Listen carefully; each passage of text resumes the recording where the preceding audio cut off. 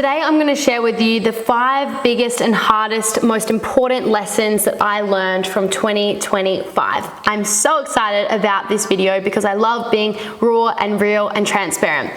2025 has been an incredible year for the business. We significantly increased our revenue from 2024, as we have done every single year in the last 6 years that I've been in business, which is incredible, as not everyone can actually say that.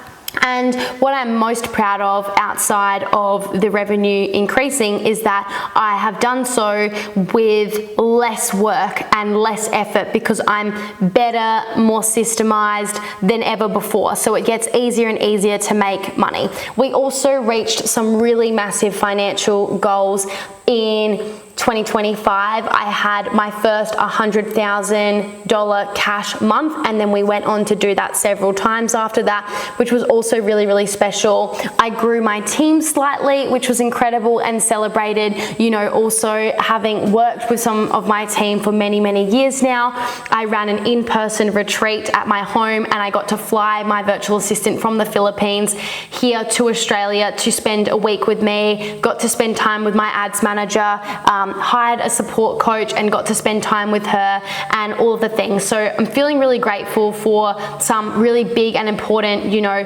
milestones that the business hit and the way that the business grew as well, with so much spaciousness and integrity. On top of that, client results have come in faster than ever before as well, and you know, everyone just being so grateful for the program. I had so many people re-sign, refer, and upgrade to different tiers of my program due to them loving it so much. And at the end of the day, this is what it's for. I wouldn't have these incredible business results if I didn't have my clients backing and supporting me. And so to have them love the program and the support so much just says everything. I simplified my business model so much in 2025 as well.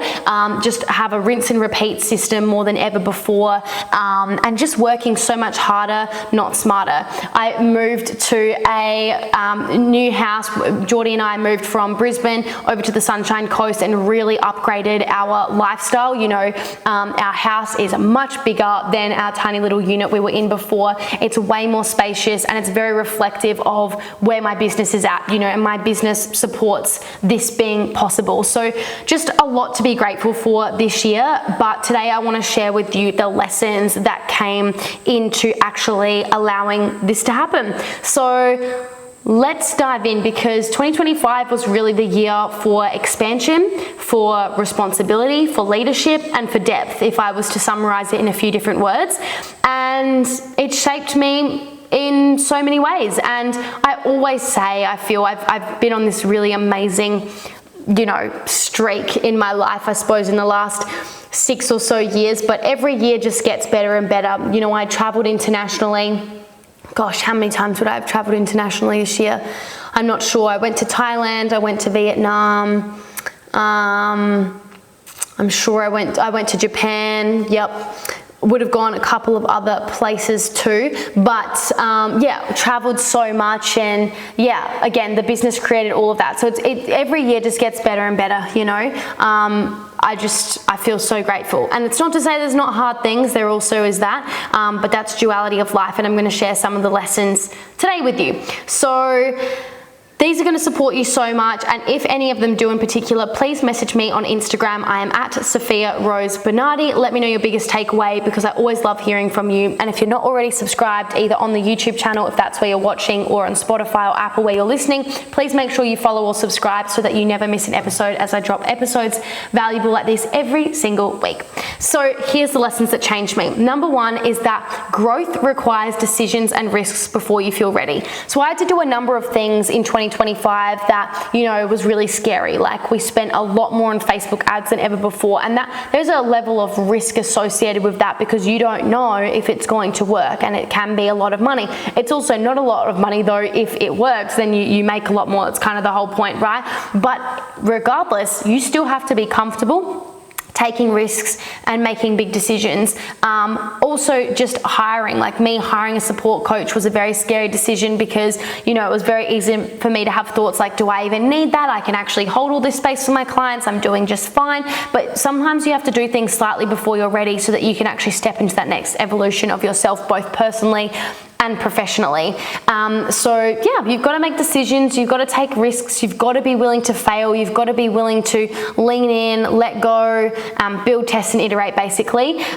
So yeah, just simplifying my offers, changing from, you know, one course platform to another, all of these upgrades, you know, you just got to be a fast decision maker when something's not working 100%, or when you want to get to the next level, your decisions have to reflect that. So yeah, it's scary to invest in yourself. I also invested a lot of money in mentorship, and I don't know why, it doesn't matter how many hundreds of thousands of dollars I've invested, those thoughts and feelings still come up for me and it's still scary, but you've got to trust yourself and go all in. So that's that.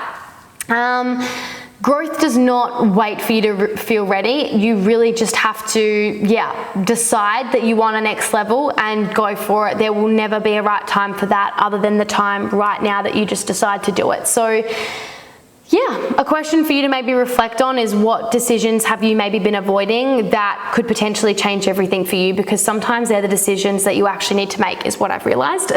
So yeah, hiring, delegating, automating, changing, upgrading, investing, all of these things I've had to do this year, but I've seen amazing ROIs internally, financially, energetically, you know, from doing those things. So that would be lesson number one. Lesson number two would be that identity work matters more than strategy. Now, I'm a big strategy girl. I love systems, I love structure, I love strategy. I don't love maths and numbers or anything like that too much, but you know, I focus on what I need to focus on. But anyways, I love strategy, and I also have always loved mindset and energetics. But at the end of the day, I've realized that, okay, for example, my business has made a lot more in 2025 than it did in 2024 or in 2023. But it wasn't that I did more strategy. Sure, I'm better at it and that contributes, but a lot of it is very, very similar, and the difference is me. I'm a better leader, I'm a better person, I'm more regulated, I'm more experienced, I'm more confident, you know, I trust myself more, and these are really the things that actually matters. And what I've really learned is that we will never outgrow our current identity. So if you want bigger and better results, you have to have an identity that actually matches and reflects that. And so that is something that I absolutely realized. Your income will always meet you at the level of your identity. And so this year really taught me to focus on identity work again and again. And I feel like every year I will invest in something that's just energetics based, whether that's, you know, one year I've done a 10-day silent meditation retreat, which was Vipassana. Another year I've done a breathwork journey, you know, for 12 weeks or something like that. And other years I've done kinesiology. I can't really think about something in particular I did in terms of a modality in 2025. If I'm honest, it felt like a really grounded and regulated year, but I think I've built up to be that. But I think what I did change was my lifestyle, which really just helped regulate in general, and then just checking the thoughts that I have, the decisions I make, and hanging around really ambitious and successful people and modeling the way that they think and feel and make decisions. And I think that was my identity work in of itself. And then realizing when I would have a breakthrough on a story that wasn't serving me, like I remember very clearly early in 2025 having this thought, like, conversation with a friend who's also a coach, and we were helping each other, and I made this comment to her that, you know, if I was to scale to 80K months, like, it would be hard work, it'd be exhausting, because I was like I was just in a little season there where I was kind of feeling that where I was at 30K months. And she's like, that's your problem. And is that actually true? Is it 100% true that it has to be more exhausting? And when I was like, well, yeah, I guess not. I guess there is evidence out there that doesn't have to be that way. And guess what? Very next month, 80K month. Next month after that, 100K month. And I just started scaling, and I realized I didn't change my strategy. I changed my identity there. I was telling myself a story that didn't align with my values, and that's why I wasn't growing. And then I changed that and I grew. And so now I'm just like, shit, got to clock this, you know, got to clock this stuff. So the identity work this year for me has been sharing my thoughts with people that can clock them and help me shift that. That's just been so powerful, and just overall healthy life lifestyle. We go to bed early, we wake up early, I work out every day, I live in a spacious, quiet environment. You know, we've got no plastic, we've got no toxins, we turn the freaking power off every night so that there's no bloody EMFs, this and that, electric fields. My God, Geordie's gone down a full rabbit hole, don't even get me started. And all of these things, though, I will say, has changed my life, you know, and so yeah, identity work is everything.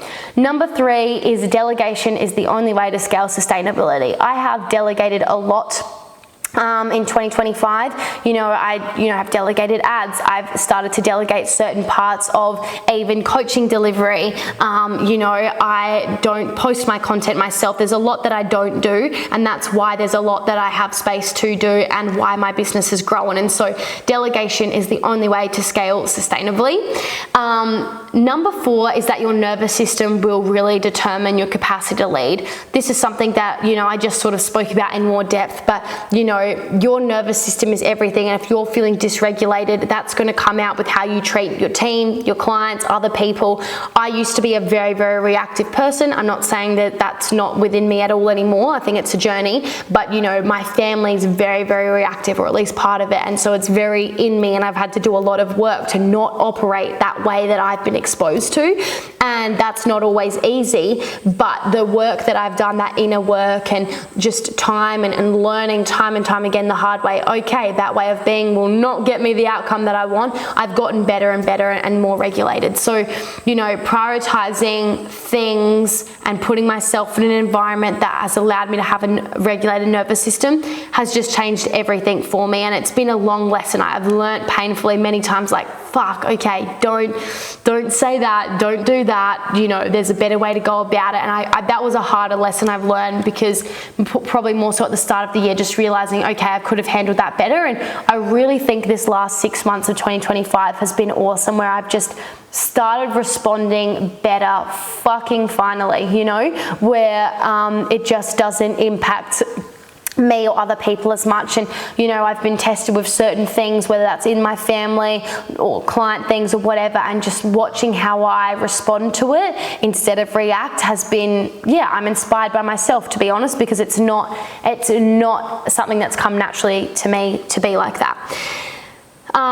So maybe ask yourself, what does your body need to feel safe while scaling? And how would you need to set things up to enable that to actually happen? Is it a conversation you might need to have with your partner, or set yourself up in a certain way, or delegate something, or a decision you need to make? But that's really, really important, because it's a big part of the foundation of your growth is your nervous system. Number 5 is that seasons matter, and not every season is about growth. So for the most part in my business, I'll be honest, every single year and every single month it's just gotten bigger and bigger and better and better and better. It's pretty rare that I will have a month where I go lower than the month before, but I also realize that belief of me saying that it has to be that way, I think in some ways maybe capped me at growing faster overall. And now I'm a little bit more okay with the ups and downs. And when I say ups and downs, let me just please add some context here. My business has a very high monthly recurring revenue and strong foundation. So when I'm talking about ups and downs, I'm not talking about 0 one month, 50K the next month. I'm talking about much smaller variations than that. But at a much higher level, I'm talking about maybe 1 month is 100K and the next month is maybe 85K. I'm still getting to that place of getting it to consistent 100K and beyond. And I think that can take time, but telling myself or reminding myself that that's not wrong or bad has been really helpful. And I've started to have healthier expectations that it's pretty normal for businesses to fluctuate, and many businesses fluctuate significantly more than that. But what I've learned is that doesn't have to be a bad thing. Sometimes there are certain seasons where you're refining and tweaking things more than selling on the front end, but it allows you to then have those way bigger months the next months. Not saying you should go in those seasons on and off every second month, but I am saying that it's important to normalize that we're going to have different seasons where results then look a little bit different. Not bad, but just different, and acknowledging that. Like if you had something major come up in your personal life, health-wise, family-wise, giving yourself some grace about why that month might have looked a little bit different, or when you're traveling or whatever, I think it's just important to acknowledge that. And of course, you can have systems and team and structures in place that would, help prevent that a little bit, of course, but it's not always about how can I go bigger this month every single month. Like sometimes it's about taking a step back to be able to propel forward and make sure you integrate certain things, for example. So that is the 5 things. Let me quickly summarize them for you of my lessons from 2025. So number 1 is that growth requires decisions and risk before you feel ready. Number 2 is that identity work matters more than strategy. Number 3 is that delegation is the only way to scale sustainably. Number 4 is that your nervous system determines your capacity to lead and grow. And that number 5 is that seasons matter and not every season is about growth. They are my 5 lessons. I hope that they helped you. Let me know what your biggest takeaway was from today. And if you would like my support in 2026 to grow and scale your coaching business to consistent 30K months and beyond, then book a call with the link below and I'd be so happy to chat with you and see how I can support you. Love you all. Thank you so much for all your support this year and I'll see you in the next episode.